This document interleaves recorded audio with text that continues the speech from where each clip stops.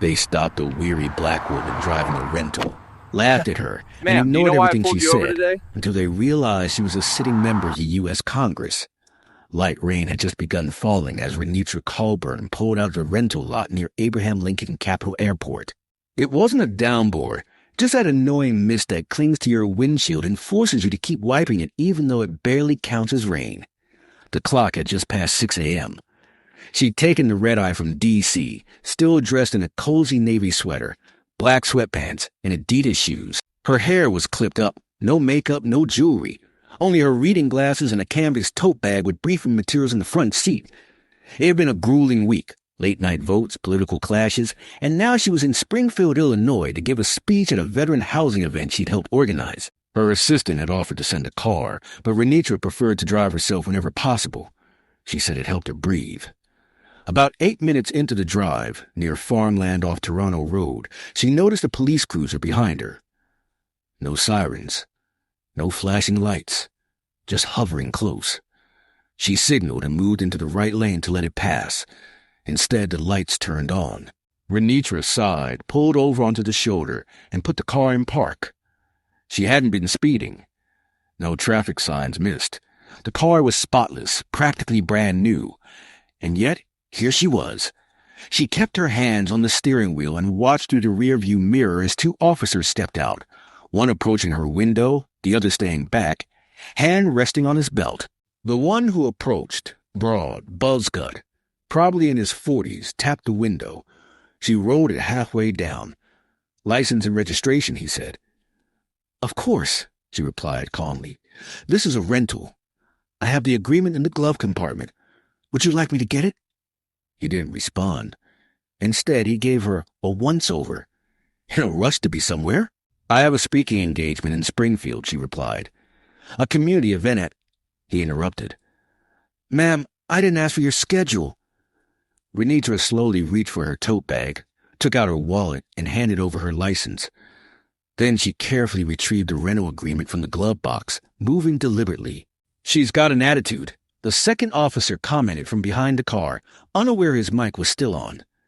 The first one smirked. "Probably going to one of those protest panels or something. They love hosting those at the Marriott." Renitra heard every word. Her face stayed calm, but her heart jumped. She looked directly at the first officer. "I'm Representative Renitra Colburn.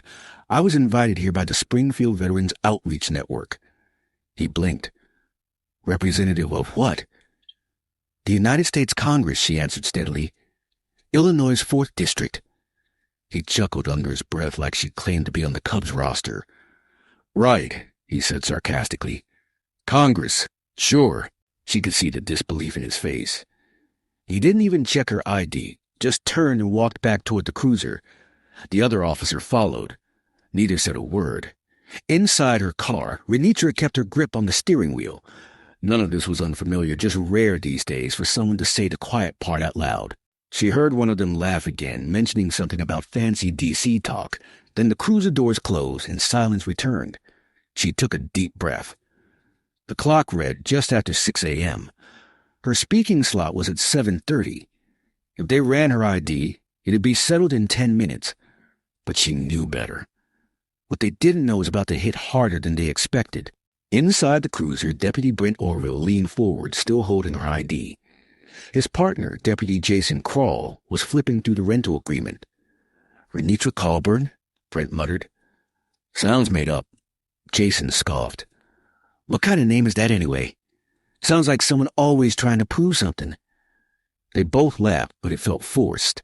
Brent was already getting that weird feeling in his chest, like a warning bell. It was her voice, calm, direct, not afraid. Like she'd been through this before and already knew the outcome. He studied the ID again. It matched her face, same glasses, same unshaken expression. "Want to run this?" he asked.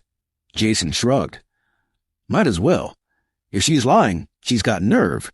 Outside, Renitra hadn't moved. Her hands now rested on her lap. Her phone buzzed in her tote bag, but she didn't reach for it. She wouldn't give them a reason. 3 minutes. Then 4. Brent stepped out, walked halfway to her car, and stopped. He didn't know why he was walking back. Something about her silence unsettled him. "You said you're what again?" he called. She turned to the window. "I'm a member of the U.S. House of Representatives." He smirked. "You carry a badge for that?" "No," she replied, "but my name's on legislation you've probably never read." Jason laughed. Behind him, "She's got jokes." Brent stepped closer. His boots crunched on the damp gravel. "You seem awfully relaxed for someone pulled over," he said. "Most people would be nervous." "I have no reason to be," she said, "unless you give me one." Brent clenched his jaw. He didn't like her tone, not because it was disrespectful, but because it wasn't. "Tell me again," he said. "Why are you here?" "I told you. I'm speaking at a housing forum for veterans." He glanced at the tote bag, folders inside. One had an embossed seal, U.S. House of Representatives. Jason called from the cruiser. "They're checking her now." Brent turned back slowly. Renita didn't blink. Her breath stayed even, but her mind was racing, not for herself now, but for every teen in Garfield Ridge pulled over for matching the description. Every single mother in Belleville forced to sit still while police circled her like she'd hijacked her own life. She wasn't the exception, just the one with a camera facing her this time. Jason's voice came through the radio again. You're not gonna believe this." Brent grabbed the mic. "What?" "She's legit," Jason said. "Been in Congress since 21. Sponsored a bill on traffic stop reform." Brent's lips twitched. He looked back at her car. Inside, she hadn't moved. Jason stepped out holding the screen. "There's even a photo of her on the official site. Same glasses." Brent didn't react at first. Then he muttered, "Shit." Jason exhaled. "We're on dash cam, just FYI. "Yeah," Brent said. "I know." He walked back slower now. His voice changed, gentler. "Ma'am, we've confirmed your ID. Thank you for your patience." Renitra said nothing. "If there was any misunderstanding, we're sorry. You're free to go." Still, she didn't speak. Didn't ask for an apology. Didn't yell or reach for her phone. She just looked at them, with a kind of stillness that said more than words ever could. They turned away first. Neither asked for her name. Before she was Congresswoman Colburn, she was just Renitra from 91st Street in Roseland. Back when the Metro shook the windows and the corner store locked everything behind glass. She was the kid who asked too many questions. Why did the bus route stop 3 blocks from her house? Why did her friend's mom cry even after getting promoted? Why did police always look so angry when they passed? Her mother, Venice, worked as a school secretary for 20-plus years, sharp as ever, never let anyone call her Miss V. Her father, Alonzo, worked downtown at the post office, up before sunrise, cooked breakfast every morning, pressed his shirt every night. They didn't have much, but they believed in 2 things, dignity and education. You showed up clean, you spoke with respect, and you never asked for what you weren't ready to earn. Renitra's first real glimpse of politics came in high school, not the kind with suits and speeches, but the kind where her debate team lost its funding while the school 5 miles north and far wider got new uniforms and a state-of-the-art library. She asked why. The silence she got back changed everything. She didn't always want to be a lawyer. Journalism was her first love. She thought if people just knew they'd care. But her mentor, Professor Hargrove, challenged that idea. Information only matters if it leads to action, he told her over a cold coffee. If you want change, learn to write the law. She graduated from Howard with honors, then earned her law degree from Washington University in St. Louis. After that, she spent years in Springfield offering free legal aid, helping tenants stand up to landlords who thought they were above the rules. She walked into courtrooms where no one ever pronounced her name right and still made her case, with facts, documentation, and a voice that never cracked. She wasn't chasing the spotlight. She was chasing real answers. By the time she hit 40, folks in her neighborhood had a nickname for her, the Closer. Not because she shouted or used flashy tricks, but because she followed through and got things done. In 2020, when the pandemic hit and thousands faced eviction, she helped build the state's emergency housing hotline. No title, no paycheck, just volunteers ringing phones and a fire in her chest. When a congressional seat opened the next year, they told her to wait her turn. Said she hadn't climbed enough rungs on the political ladder. Said she should back someone with more presence. She ran anyway and won. Not in a landslide, but by enough. Enough to carry a backpack full of case files into Congress. Enough to represent a community that backed her not with noise, but with trust. Enough to file bills others were too afraid to touch. And when she stood up to a senior lawmaker over a housing vote, cool, composed, unwavering, people start paying attention. Just months before the traffic stop in Sangamon County, she'd introduced the Community Stop Transparency Act, a bill requiring law enforcement to release data on traffic stops, race, duration, charges, and officer behavior. She didn't expect to live through the very kind of moment the bill aimed to fix. Now, sitting in that rental car on a quiet road in rural Illinois, all of that history pressed down on her chest, not loudly, but with the weight of memory.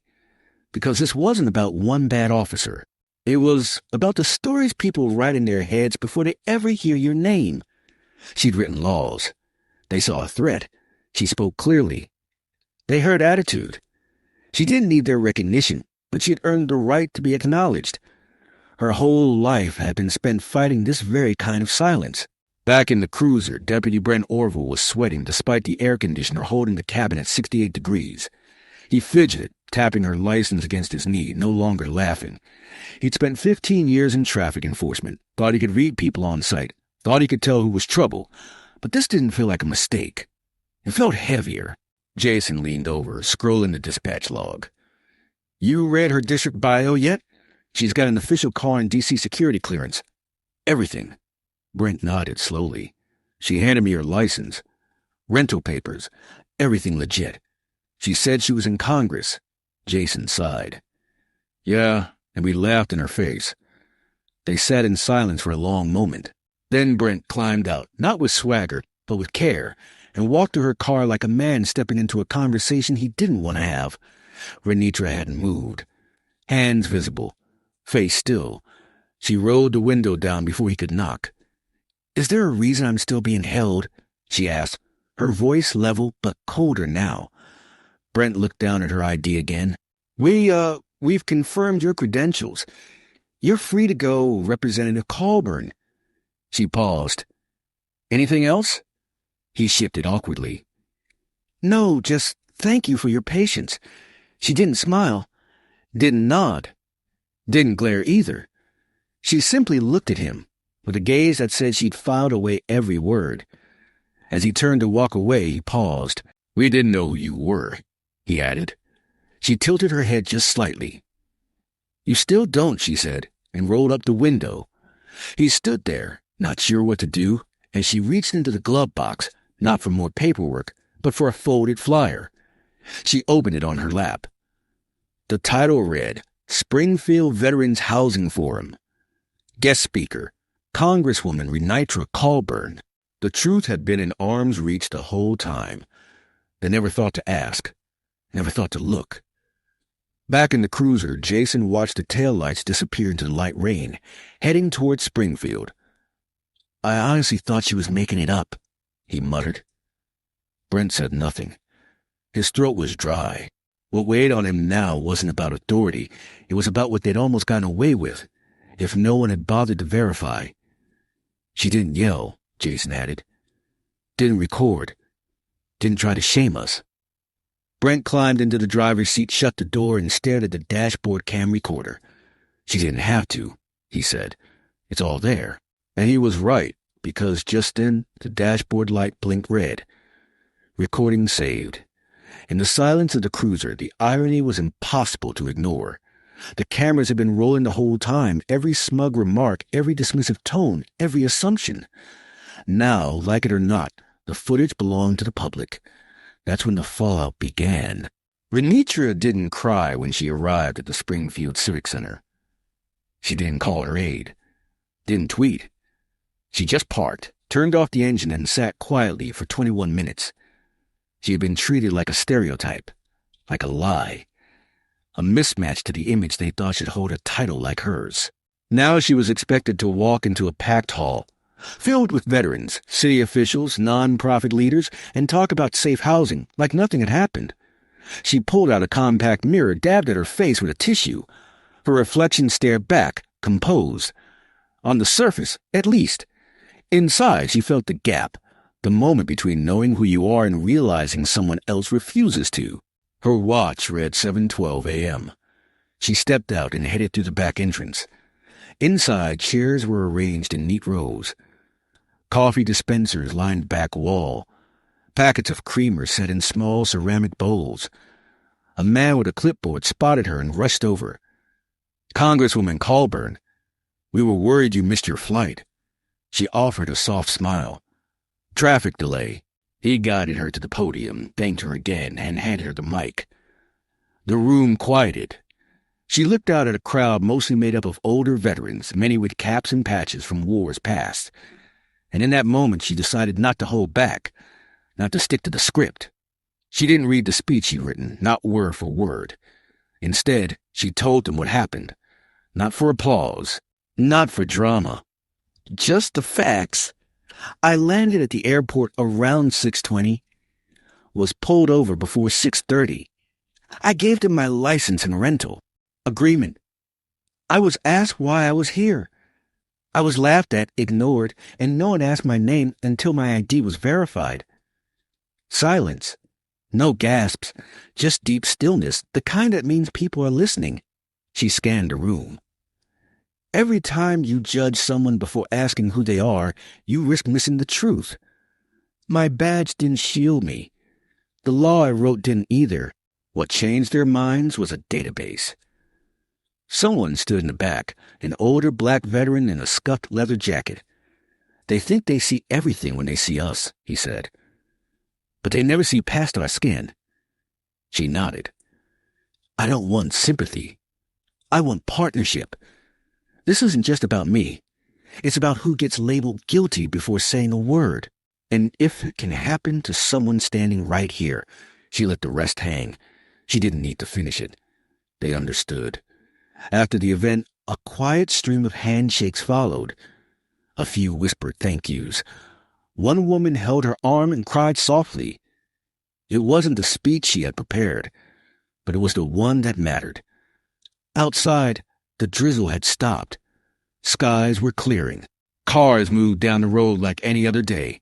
But back at the Sangamon County Sheriff's Office, nothing was normal. Around 9 a.m., a local blogger posted a 47-second body cam clip, an anonymous tip. Footage showed an officer mocking her, another smirking, and a seated woman calmly saying, "I'm a member of the U.S. House of Representatives." It blew up. By noon, it had 40,000 shares. By 3 p.m., it was on national news. By evening, her face was everywhere. The headline had echoed across platforms. They didn't ask who I was. They assumed who I couldn't be. But what really caught on wasn't just the footage. It was the quiet that came before. The very first upload hit Twitter at 9 a.m. shaky. Screen recorded from a desktop. You could see the reflection of the person filming, glasses, coffee mug in hand. It was only 47 seconds, but it was enough. "Got some attitude on her," one deputy said, unaware his mic was live. "Probably headed to one of those protest panels," the other chuckled. Then clear, calm, "I'm a member of the U.S. House of Representatives." And then nothing. A silence more powerful than anything else. It was a kind of silence that doesn't yell or point fingers, just forces you to sit in your own unease. It wasn't loud. It wasn't dramatic. But it was honest, plain, impossible to ignore. The reaction online was immediate. Retweets, quote posts, frustrated comments. This is what black women face, even when they hold office. There's no apology deep enough for this. Then came the press.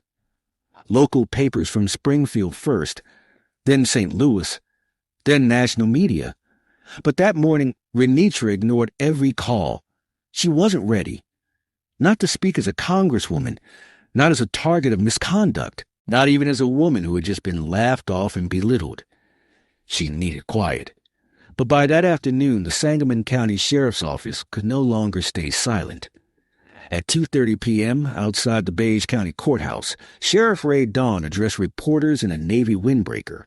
He tried to maintain a calm exterior. "We are currently assessing the situation," he said. he said, expression blank. The deputies involved have been reassigned for now while we look into this matter. We ask for patience and privacy. There was no direct apology, no acknowledgement of who she was, not even a reference to the fact that the entire country had now seen the footage. That's when the story turned. Just a few minutes later in Washington, D.C., in front of the Capitol reflecting pool, Renitra Colburn stepped up to speak. No podium, no script, hair pulled back, glasses tucked in her blazer, tan jacket, flat shoes, no drama, just presence. I wasn't planning to say anything, she started, but silence in this case would make me complicit. The cameras clicked. The crowd leaned in. They didn't ask who I was. They assumed who I couldn't be. That one sentence, it landed with weight. It didn't feel polished or rehearsed. It wasn't spun by a PR team. It came from someone who'd had enough of swallowing disrespect. The quote spread instantly. Cable news hosts replayed it. Educators shared it in classrooms. Social media lit up with commentary. She didn't shout, someone tweeted. She didn't make a scene. She just let the truth breathe. What made the video so impactful wasn't just what happened, it was how familiar it all felt. Not a rare instance, but a routine one. The kind where someone sees credentials and still chooses not to believe them. Within a day, the sheriff's office was flooded with calls. Residents showed up with printouts of Renitra's biography and a banner that read, "Respect has no uniform." A high school civics class even submitted a letter to the city council demanding better police training. Renitra didn't ask for any of it. She hadn't wanted to be a symbol, but people saw her now, not as a headline or a segment, but as a woman who responded to humiliation with poise. And that quiet strength hit harder than any speech, because what people began to realize, it wasn't just about this one moment. It was about a pattern. By Saturday, the sheriff's department had shut off comments on all their social pages. It didn't help. Emails kept coming. So did letters, some handwritten. One from a Korean War vet in Kansas simply said, "You made me ashamed to ever wear a badge." Deputies Brent Orville and Jason Crawl were officially placed on unpaid leave, though the department used vague language pending further investigation. But the public wasn't fooled. They understood what that meant. Protesters gathered outside the courthouse with signs that didn't scream but cut deep. Dignity isn't dangerous. Presumption isn't procedure. Do better. Back in her modest hotel room, Renitra watched the coverage on mute. She didn't need the sound. She could read the headlines and the faces. Some outlets called it a misunderstanding. Others labeled it a missed opportunity for recognition. But the people in the streets, they knew better. They called it what it was, a normalized routine of disregard. Her phone buzzed constantly. Colleagues, friends, even some White House aides offering support. She appreciated it, but she hadn't responded.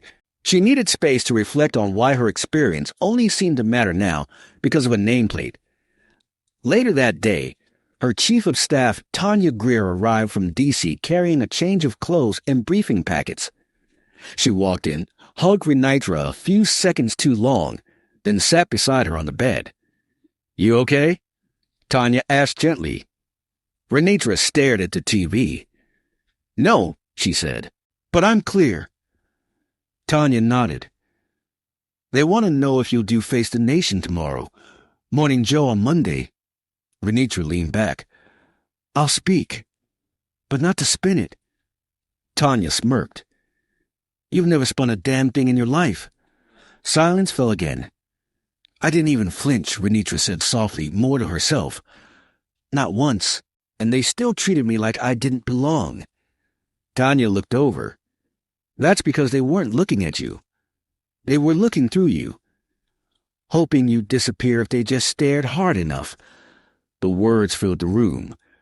That evening, Renitra released her full public statement. Short, honest, no grandstanding. "I'm not asking for punishment. I expect accountability. I'm not seeking recognition. I asked to be heard. What happened to me wasn't rare, and that's a problem." The statement went viral in under 2 hours. Newspapers ran op-eds. Civil rights groups offered support. A retired judge wrote an open letter titled, "When a Congresswoman Still Has to Prove Who She Is," it ran front page in Sunday's paper. But the most powerful responses came from everyday people, not celebrities, not politicians, just ordinary folks. Parents, students, sewer clerks, veterans. People began sharing stories of traffic stops that didn't end well, of names never mentioned, of moments never recorded. Some posted shaky dash cam clips, others shared old cell phone videos. Each one had the same quiet demand: see me before you erase me. Even as the headlines swirled, Renitra never made herself the focus. Not once. On a live-streamed town hall Sunday night, she looked straight into the camera and said, "I'm not the exception. I'm just the one with receipts and a microphone." She paused, and they knew neither of those things when they pulled me over. That sentence echoed across timelines louder than any trending tag. Monday morning, Deputy Jason Krall resigned. His letter to the sheriff's office was one paragraph long, emotionless, no mention of what happened, just a line about seeking new opportunities. No apology, no ownership. But Brent Orville? He didn't step down. He was quietly reassigned, temporarily, they said, to administrative duties. Word spread that he was pulled from all public roles and placed behind a desk in evidence handling. People wanted more. By midweek, Lincoln High students staged a silent walkout. Hundreds gathered in the gym wearing duct tape over their mouths. Signs taped to their backs read, "You shouldn't need credentials to deserve respect." The press came. The school board made a statement. The sheriff said nothing, but the real shit wasn't on TV or at a press podium. It was in text threads, at kitchen tables, in barber chairs and coffee shops, where people who had held their own stories for years finally began to share. A local anchor, Reed Garvey, told viewers about his uncle, a retired medic, cuffed for hours on a roadside in 1996 because he didn't look like he belonged in that truck. The comments rolled in, "That happened to my dad. Same thing happened to my brother, my son." And then came the digging. Old complaints, hidden for years. 6 official misconduct reports tied to Orville surfaced, all quietly closed. 2 involving traffic stops, 1 alleging verbal abuse. The most shocking, an incident in 2018 involving a black postal worker, accused of acting suspiciously while unlocking mailboxes. In uniform, on his assigned route. That complaint, marked as resolved internally, now with a spotlight shining, the sheriff's office said they'd review past disciplinary actions. Not reopen, just review. No formal press statement came from Renitra about the sheriff's office deciding not to launch a real investigation. She didn't blast him on social media. She didn't have to. Others stepped in. A group of legal scholars from Southern Illinois University gathered the history, built a public timeline, and published a comprehensive report. It went viral. Their analysis showed a pattern: complaints ignored, rules bypassed, accountability avoided. One line from the report echoed everywhere. It took a sitting congresswoman for someone to finally listen. So what happens when it's just your neighbor? That was the question now. What happens when there's no footage? No press? No microphone? Because this wasn't about one officer. It was about how institutions often shield themselves when confronted with their own wrongdoing, about how misconduct is met with shrugs until it becomes impossible to ignore. And yet, amid all the outrage, something else started to move. Quiet changes. Nearby cities began reviewing policies. The mayor of Peoria rolled out a new rule requiring officers to explain the reason for a stop at once and to record it, no exceptions. St. Louis County opened an anonymous tip line for misconduct. Even smaller communities began asking tougher questions. It wasn't front-page news, but Renitra noticed. Every shift, every policy change, every ripple. When asked by a local reporter what she thought of it all, she said, "I'm not here to end careers. I'm here to change conditions." That hit people hard, because she wasn't asking for revenge. She was asking for recognition not of status, but of shared humanity. The kind of respect that should never need a title to be earned. This wasn't a one-off moment. It was a mirror. A week after the video surfaced, Renitra stood before the House Judiciary Subcommittee, not as a witness, but as a lawmaker. now bringing lived experience into the halls of power. She had notes, but hardly looked at them. The room was packed. Cameras zoomed in. Lawmakers leaned closer. This wasn't a hearing planned months ahead. It was urgent, tacked on because the nation was still talking, and silence no longer felt acceptable. Her 5 minutes began. She didn't perform. She didn't posture. I didn't show a badge. I didn't raise my voice. I didn't tell them who I was because they never asked. She recounted everything clearly. Just the facts. No dramatics. She told them exactly what they said. How long she sat there. How quickly her identity became irrelevant when they refused to believe her. I introduced the Community Stop Transparency Act based on statistics. Now I have the story too. She looked each member in the eye. We can't legislate dignity, but we can legislate procedure. We can't force people to believe, but we can require accountability. Her tone never wavered. Just like that morning. Calm, controlled, with purpose. Later in the hallway, reporters crowded around. She gave them 5 minutes. Are you worried this will be politicized? One asked. Everything gets politicized, she answered. But this, it's personal. Another asked if her status is what saved her. She paused. What saved me was that they ran my name. What should have saved me is that I told the truth. My title came last, and it shouldn't have had to. One more question came. Do you think this moment changes the conversation? She nodded. I think it reminds people, oppression doesn't ask what office you hold. It just asks what you look like. The following day, a surprising voice entered the conversation. Retired Senator Leland Moss, a conservative from Missouri. In a local op-ed, he recalled how, decades earlier, a young black state rep was stopped every morning at the Capitol entrance by security. I stayed silent back then, he wrote. I will make that mistake again. Others followed. A sheriff in Nebraska endorsed Renutra's bill. A Republican mayor from Ohio requested a full copy. Even some skeptics who had first called it an overreaction admitted the footage had changed their minds. What was forming wasn't noise, it was momentum. Not a tidal wave. A steady shift. The story wasn't just about profiling anymore. It was about assumptions, about how deeply and easy they grow and how long they survive unchallenged. And Renutra kept showing up, not to center herself, but to move the conversation forward. Her story became part of officer training slides. Her name was quoted in town halls.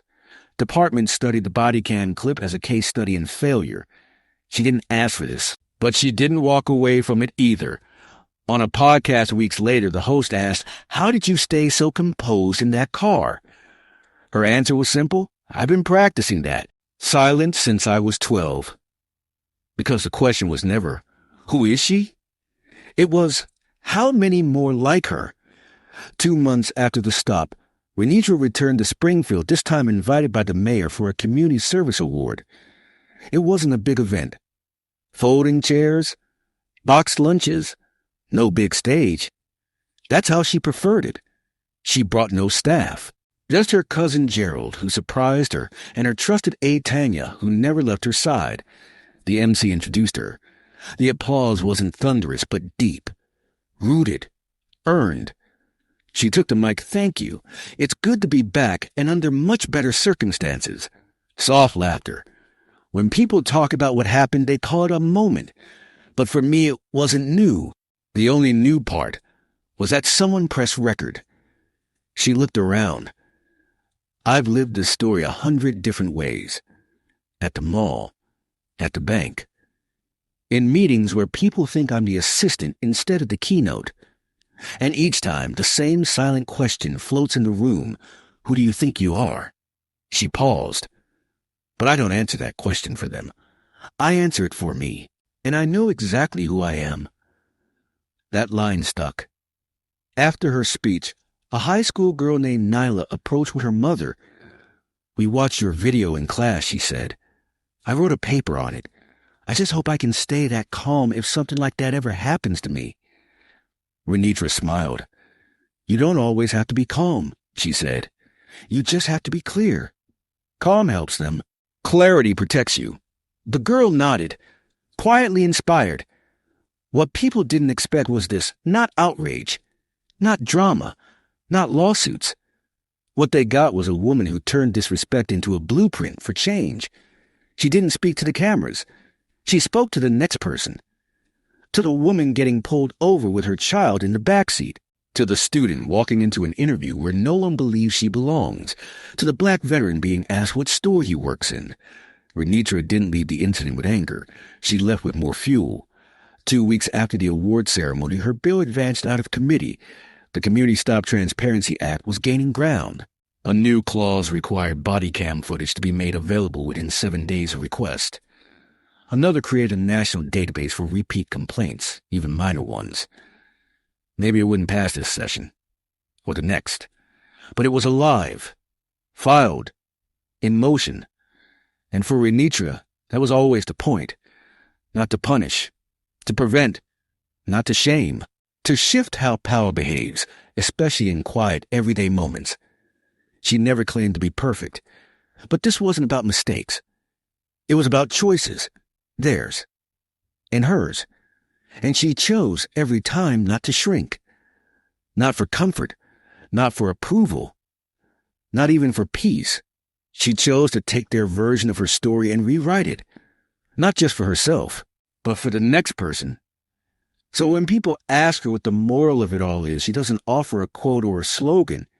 She just says, ask before you assume, listen before you speak, see before you judge. And then she adds, because silence never saved anyone, but truth just might.